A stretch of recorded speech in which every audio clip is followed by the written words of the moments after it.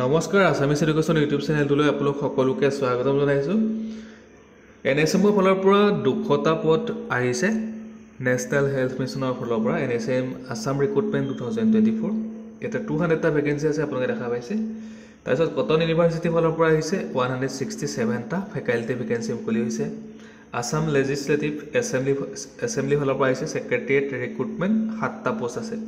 তাৰপিছত আছে Delhi public school Guwahati recruitment ইয়াতে টিচাৰ আৰু আদাৰ ভেকেন্সি মুকলি হৈছে। মই প্ৰথম দেখাই দিছোঁ NSMৰ ফালৰ পৰা অহাটো দেখাই দিছোঁ।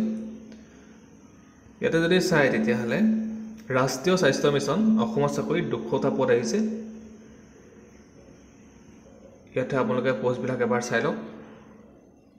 ইয়াতে কনচালটেণ্ট পজিশ্যনত paediatric and national service consultant, diagnostic consultant আছে, procurement and supply chain consultant আছে, finance and account consultant, M&E consultant, NTCP consultant, quality monitoring consultant. তাৰপিছত বাকীকেইটা আদাৰ পোষ্টবিলাকো চাই লওক এবাৰ। ইয়াতে গোটেইখিনি দি থোৱা আছে, আপোনালোকে চাই ল'ব এবাৰ। মই দেখাই দিছোঁ, আপোনালোকে চাই ল'ব নিজে এবাৰ।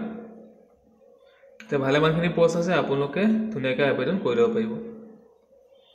এতিয়া ক'ত কিমান পোষ্ট আছে গোটেইখিনি দি থোৱা আছে, আপোনালোকে ধুনীয়াকৈ এবাৰ চাই ল'ব। আৰু মই ডেছক্ৰিপশ্যনত সকলোখিনি দি দিম, লিংক চিংক সকলোখিনি দি থোৱা থাকিব, আপোনালোকে ধুনীয়াকৈ এবাৰ চাই ল'ব। nsmassam.gov.in গৈ আবেদন কৰিব পাৰিব। অনলাইন আবেদন আচলতে 25 তাৰিখলৈকে থাকিব, 25/3/2024 থাকিব, ঠিক আছে, 25 মাৰ্চলৈকে থাকিব। আৰু অনলাইন আবেদনৰ লিংকটো ডেছক্ৰিপশ্যনত দিয়া আছে, ধুনীয়াকৈ এবাৰ তাতে আপোনালোকে ক্লিক কৰি পেলাই ধুনীয়াকৈ এবাৰ আবেদন কৰি ল'ব পাৰিব। এইটো হৈছে অনলাইন আবেদনৰ লিংকটো, ইয়াতে আপোনালোকে গোটেইখিনি কৰি ল'ব পাৰিব নিজৰ মোবাইলতে। আৰু এইখিনিতে কৈ থ'ব বিচাৰিছোঁ, আপোনালোকে যদি আমাৰ চেনেলৰ ভিডিঅ' চাই ভাল পায় চেনেলটো ছাবস্ক্ৰাইব কৰিব, ভিডিঅ'টো লাইক কৰিব। ধন্যবাদ।